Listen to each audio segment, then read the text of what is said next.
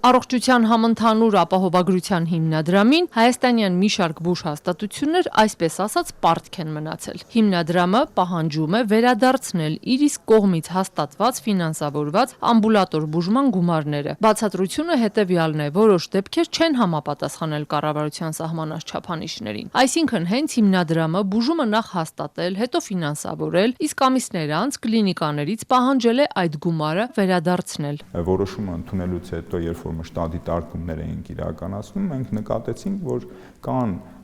խորհրդատվություններ մեր ընտանեկան բժիշկների մոտ, որոնց դեպքում ախտորոշումները չեն համապատասխանում այդ 8-րդ հավելվածին։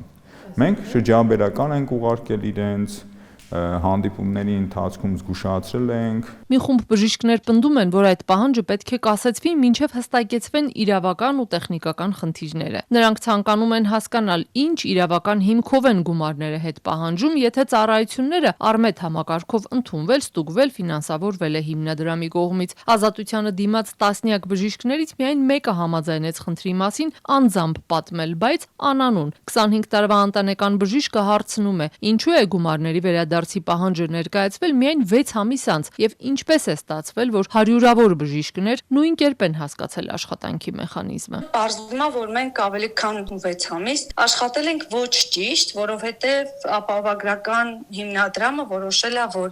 բժիշկները պետք է աշխատեն այսպես կոչված 8-րդ հավելվածի հիվանդությունների ցանկով։ Մեզ ապահովագրությունը մերժում է նախկին ամիսներին տրված գումարները։ Եթե Արմեդը խնդիրներ ուներ, դա Արմեդի խնդիրն է, բժշկի խնդիրը չի։ Եթե հասկացել են, որ գումարները շատ է, ուրեմն մի բան այն չի։ Բժշկական երկու ասոցիացիաներ հիմնադրամի մեկնաբանությունները վիճելի են համարում։ Նրանց խոսքով հավելված 8-ում ամբուլատոր բուժման համար նախատեսված ախտորոշումների ամբողջական ցանկը չկա, իսկ կյանքում առաջին անգամ հայտնաբերված հիվանդություն պահանջը որպես ընդհանուր սահմանափակում նշված չէ։ Մենք հասկանում ենք, որ դա ավելի շատ վերաբերում է հիվանդանոցային բուժման ուղեգրման ցուցումներին, քան թե արտահիվանդանոցային, այսինքն ամբուլատոր։ Այնտեղ այնպիսի ախտորոշումներ կան, որ աբսուրդ է, որ հնարավոր լինի պոլիկլինիկայում բուժել, եթե այդ բոլոր ախտորոշումները պիտի լինեին միայն այն ախտորոշումները, որոնք պետք է լրացուցիչ փոխհատուցում բերեին ընտանեկան բժշկին,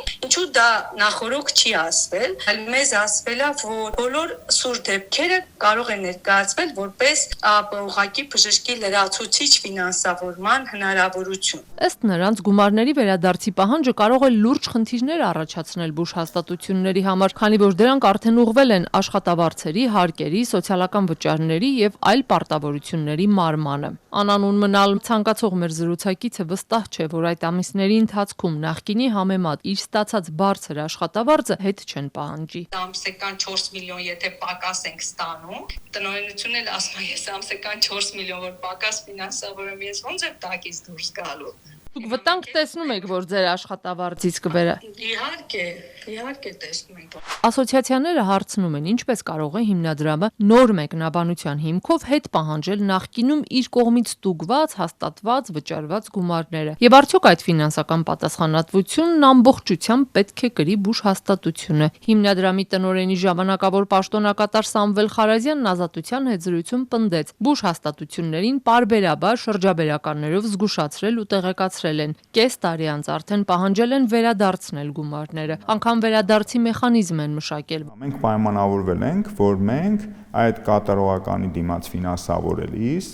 հաշվի կառնենք այդ շեղումը, բաժանած 6 ամսով 1/6 մասի չափով քիչ կֆինանսավորենք տվյալ ամսվա կատարողականը։ Շատ բուժ հիմնարկների համար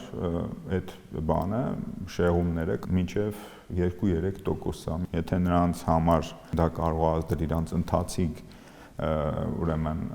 ֆինանսական պարտավորությունները կատարելու վրա, մենք պատրաստ ենք այդ նվազեցումները կատարել ավելի երկարաժամկետ։ Սամվել Խարազյանը պնդում է, կառավարության որոշմամբ արտահիվանդանոցային բուժման համար նախատեսված ախտորոշումների ցանկը սպառիչ է։ Այս ցանկը վերաբերում է այն դեպքերին, երբ պացիենտը բուժվում է պոլիկլինիկայում կամ ամբուլատոր պայմաններում առանց հիվանդանոցում պարկելու, այսինքն ցանկում չընդգրկված ախտորոշումների դեպքում բուժման գումարը չի փոխհատուցվում։ Միաժամանակ հիմնադրամն ասոցիացիաներին պատասխանել է, որ պոլիկլինիկաները յուրաքանչյուր հաշվառված պացիենտի համար համար ստանում են առանձին ֆինանսավորում եւ այդ գումարը կախված չէ ախտորոշումների ցանկից։ Իսկ ցանկում ընդգրկված հիվանդությունների դեպքում բժիշկը ստանում է նաեւ տվյալ պացիենտին խորհրդատվություն տրամադրելու համար նախատեսված գումարը։ Հիմնադրամը սակայն կասկածելի է համարում, որ ոնց է, որ որոշակի բժիշկների մոտ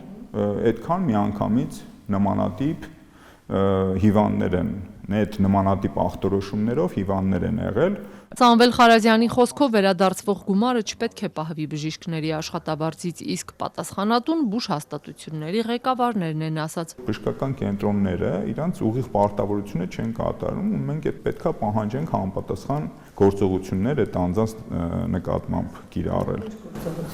Չգիտեմ, նկատողություն տան կամ չգիտեմ, այսինքն վարչարարությունն էլ պետք է իրականացվի, էլի։ Ինչի համար է ղեկավարը, հա? Դրա համար է, չէ՞, որ ինքը իր աշխատողներին պետք է պատշաճ տեղեկացնի, հետևի, հսկի ընթացքը։ Առաջիկայում ասոցիացիաների ղեկավարներն ու մի խումբ բժիշկներ հանդիպում կունենան հիմնադրամի ղեկավարի եւ ինչպես բժիշկներն են պնդում նաեւ առողջապահության նախարարի հետ։ Հիմնադրամից այդպես էլ չհստակեցրեցին, թե քանի բուժ հաստատություն է կանգնել այս խնդրի առաջ եւ որքան է կազմում այդ բոլոր բուժ հաստատությունների ընդհանուր պարտքը։